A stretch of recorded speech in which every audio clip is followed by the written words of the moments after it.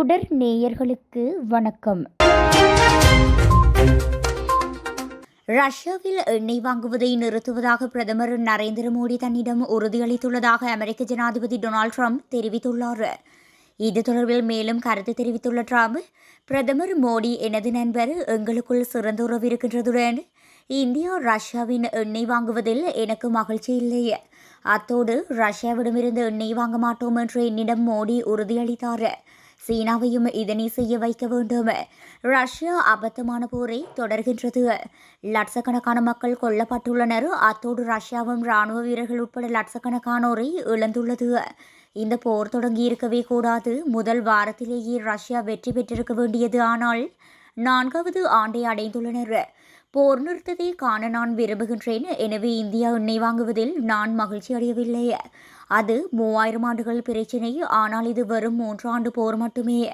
நாங்கள் ரஷ்யா மற்றும் உக்ரைன் போரை நிறுத்தி காட்டுவோம். அத்துடன் ரஷ்ய ஜனாதிபதி விளாடிமிர் புடின் போரை நிறுத்துவார் என்று நினைக்கின்றேன் என அவர் தெரிவித்துள்ளார்.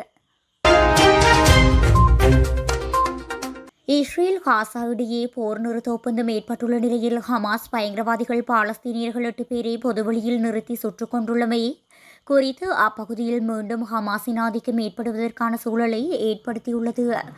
மேற்காசிய நாடான இஸ்ரேலுக்கும் பாலஸ்தீனத்தின் காசாவை கட்டுப்பாட்டில் வைத்திருக்கும் ஹமாஸ் பயங்கரவாத அமைப்புக்கும் இடையேயான போர் 2 ஆண்டுகளாக இடம்பெற்று வந்தது. அமெரிக்கா முன்மொழிந்த அமைதி திட்டத்தின் அடிப்படையில் தற்காலிகமாக போர் நிறுத்தப்பட்டுள்ளது. இதனால் காசாவில் அமைதி திரும்பும் என்று எதிர்பார்க்கப்பட்டது. ஆனால் ஹமாஸ் அமைப்பினருக்கும் காசாவின் செல்வாக்குமிக்க ஆயுதமேந்திய குழுவான டக்முஷ் பிரிவைச் சேர்ந்தவர்களுக்கும் இடையே நேற்று முன்தினம் கடும் மோதல் ஏற்பட்டது.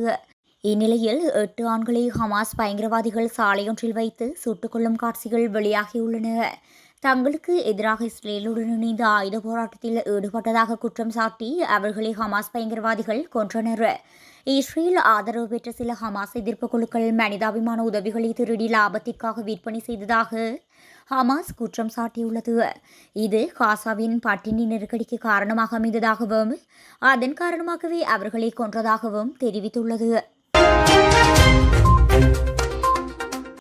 அமெரிக்க ஆதரவுடன் காசாவின் போர் நிறுத்த ஒப்பந்தம் விதிமுறைகளை ஹமாஸ் மதிக்கவில்லை என்றால் மீண்டும் தாக்குதல்களை ஆரம்பிக்கப் போவதாக இஸ்ரேல் அச்சுறுத்தியுள்ளது. அந்த நாட்டின் பாதுகாப்பு அமைச்சர் இந்த அச்சுறுத்தலை விடுத்துள்ளார். ஹமாஸ் மேலும் 2 இறந்த பணைய கைதிகளின் உடல்களை ஒப்படைத்த பின்னர் பாதுகாப்பு அமைச்சர் இஸ்ரேல் காட்ஸின் அலுவலகத்திலிருந்து இந்த செய்தி வெளியாகியுள்ளது. எனினும் சிறப்பு உபகரணங்கள் இல்லாமல் காசாவின் இடிபாடுகளில் இருந்து உடல்களை மீட்டெடுக்க முடியாதுள்ளதாக ஹமாஸ் தெரிவித்துள்ள நிலையிலேயே இஸ்ரேலின் எச்சரிக்கையும் விடுக்கப்பட்டுள்ளது. அத்துடன் தமது தடுப்பில் இருந்ததாக கூறப்படும் 28 பணைய கைதிகளில் 9 பேரின் உடல்களை இதுவரை ஒப்படைத்துள்ளது. இதற்கிடையில் இஸ்ரேல் தனது காவலில் இருந்த மேலும் 45 பாலஸ்தீன உடல்களை தெற்கு காசாவில் உள்ள நாசர் மருத்துவமனைக்கு மாற்றியது. இதன் மூலம் திருப்பி அனுப்பப்பட்ட உடல்களில் எண்ணிக்கை 90ஆக உயர்ந்துள்ளதாக ஹமாஸ் நடத்தும் சுகாதார அமைச்சகம் தெரிவித்துள்ளது.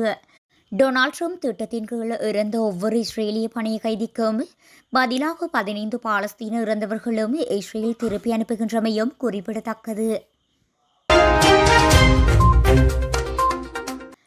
மெக்சிகோ நாட்டில் ஆண்டுதோறும் பசிபிக் பெருங்கடலில் தோன்றும் புயலால் பெரும் பாதிப்புகள் ஏற்படும். இந்நிலையில் நடப்பாண்டில் பிரிசிலா மற்றும் ரேமண்ட் என 2 புயல்கள் தாக்கின. இதனால் ஹிடால்கோ, புபேலா உள்ளிட்ட கடலோர மாகாணங்களாக கடுமையாக பாதிக்கப்பட்டுள்ளன. 2 புயல்களால் கனமழை வெள்ளம் ஏற்பட்டுள்ளது. கடந்த 4 நாட்களாக தொடர் மழை பெய்து வருகின்றது. இதனால் சில பகுதிகளில் நிலச்சரிவுகளும் ஏற்பட்டுள்ளன.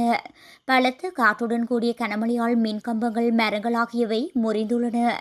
மின் விநியோகம் தடைப்பட்டு பொதுமக்களின் இயல்பு வாழ்க்கை முடங்கியுள்ளது.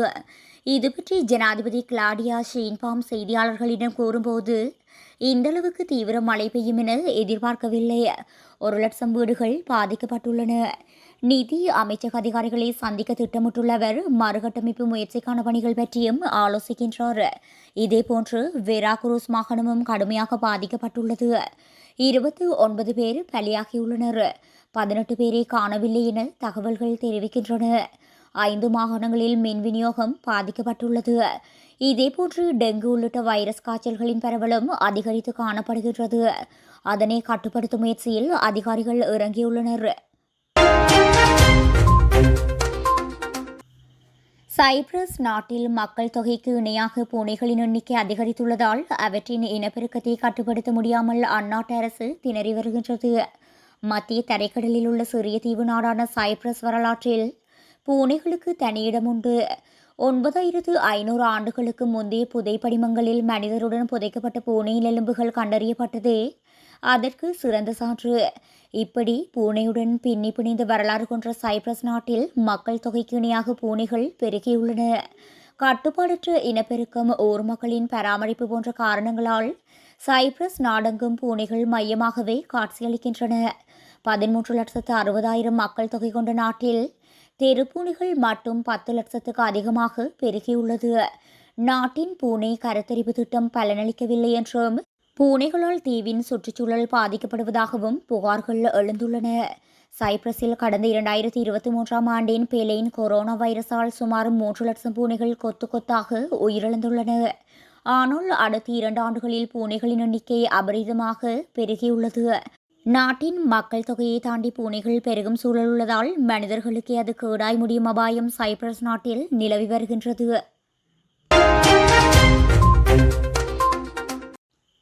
பாகிஸ்தான் மற்றும் ஆப்கானிஸ்தானிடையே 48 மணி நேரம் போர் நிறுத்தம் அமலுக்கு வந்தது. பாகிஸ்தான் ஆப்கானிஸ்தானிடையே கடந்த 2 வாரங்களாக கடும் போர் நீடித்து வந்தது. ஆப்கானிஸ்தானின் கோரிக்கையை ஏற்று 48 மணி நேரம் போர் நிறுத்தம் செய்யப்பட்டுள்ளது என்று பாகிஸ்தான் தெரிவித்துள்ளது. வெனிசுலாவில் ரகசிய நடவடிக்கை மேற்கொள்ள சிஏஏவிற்கு ட்ரம்ப் அனுமதி வழங்கியுள்ளார்.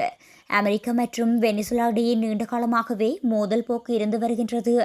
வெனிசுலா அதிபர் மதுராவை போதைப்பொருள் பயங்கரவாதி என குற்றம் சாட்டியுள்ள ட்ரம்ப் அரசு அவரை கைது செய்ய உதவுபவர்களுக்கு 50 மில்லியன் வெகுமதி வழங்கப்படும் என தெரிவித்தார். அதனைத் தொடர்ந்து போதைப்பொருள் கடத்துவதாக கூறி வெனிசுலா கப்பல்கள் மீது அமெரிக்க கடற்படையினர் போர்க்கப்பல்கள் தாக்குதல் நடாத்தியது.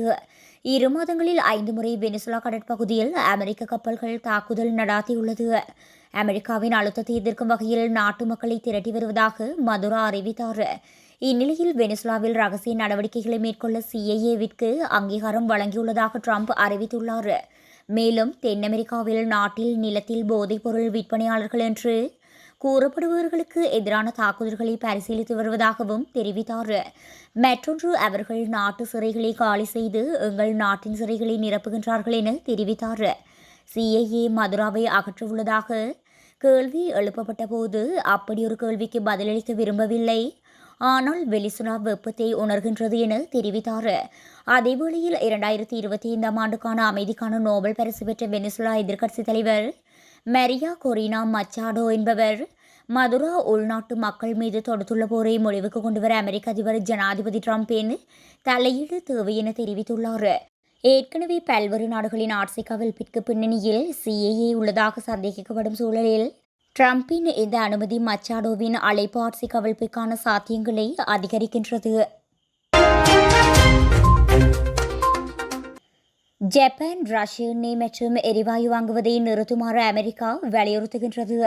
உக்ரைனில் நடக்கும் போருக்கிடையே ரஷ்யாவின் வருவாயை தொடர்ந்து அதிகரிக்கும் நாடுகள் மீது அமெரிக்க ஜனாதிபதி டொனால்ட் ட்ரம்ப் அழுத்தம் கொடுக்க முயற்சித்து வருகின்றார். டொனால்ட் ட்ரம்ப் அதன் ஒரு பகுதியாக ட்ரம்ப் அரசு தற்போது ஜப்பான் மீதும் அழுத்தத்தை கொடுக்க ஆரம்பித்துள்ளது.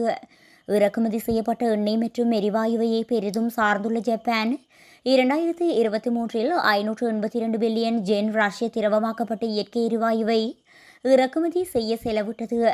2023ஆம் ஆண்டில் ஆரம்பத்தில் ரஷ்ய கச்சா எண்ணெயை இறக்குமதி செய்வதை நிறுத்திய ஜப்பான் ஜோ பைடன் ஆட்சியில் சிறப்பு அனுமதி விலக்கு பெற்றுள்ளது.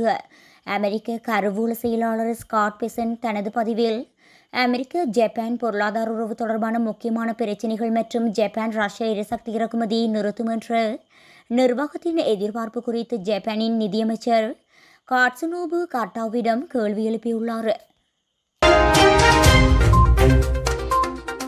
பாகிஸ்தான் ராணுவ வீரரின் கால் சட்டியை தலிபான்கள் ஊர்வலமாக எடுத்துச் சென்ற புகைப்படம் இணையத்தில் வெளியாகி பரபரப்பை ஏற்படுத்தியுள்ளது. பாகிஸ்தான் மற்றும் ஆப்கானிஸ்தானின் தலிபான்களிடையே எல்லையில் வெடித்த மோதல் இரு நாடுகளிடையான பதற்றத்தை அதிகரித்தது. இந்நிலையில் பதற்றத்தை தணிக்க 2 நாடுகளும் புதன்கிழமை 48 மணி நேரம் தற்காலிக போர் நிறுத்தத்திற்கு ஒப்புக்கொண்டன. அதே சமயம் இரு நாடுகளும் போர் நிறுத்தத்திற்கான கோரிக்கை வேண்டுதலை மாறி மாறி மாற்று நாட்டின் மீது சுமத்தி கொண்டன.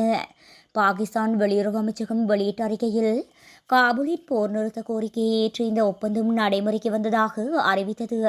தற்காலிக போர் நிறுத்தம் அமலுக்கு வந்துள்ள நிலையில் ஆப்கானிஸ்தானில் வெற்றி கொண்டாட்டங்கள் நடந்து வருகின்றது. டூரண்ட் கோட்டிற்கு அருகே உள்ள பாகிஸ்தான் இராணுவத்தின் நிலைகளிலிருந்து கைப்பற்ற இராணுவ வீரர்களின் கால் சட்டிகள் ஆப்கானிஸ்தானின் நங்கர்ஹார் மாகாண பகுதியில் காட்சிப்படுத்தப்பட்டதாக பிபிசி பத்திரிகையாளர் தாவூத் ஜீன்பீஸ் தன்னுடைய எக்ஸ் தள பக்கத்தில் புகைப்படத்தை பகிர்ந்து தகவல் தெரிவித்துள்ளார்.